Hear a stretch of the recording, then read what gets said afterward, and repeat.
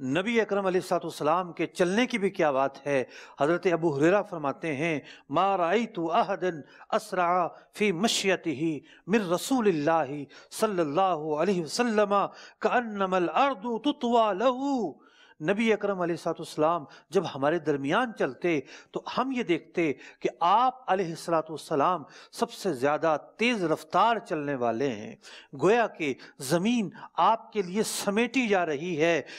इन्ना लनुजहिदु अनफुसना, हम बतकल्लुफ तेज चलते लेकिन नबी अकरम अलैहिस्सलाम को फिर भी ना जा पकड़ते। व इन्नहु लगैरु मुक्तरिसिन, नबी अकरम अलैहिस्सलाम का तेज चलना किसी तकल्लुफ के साथ नहीं था।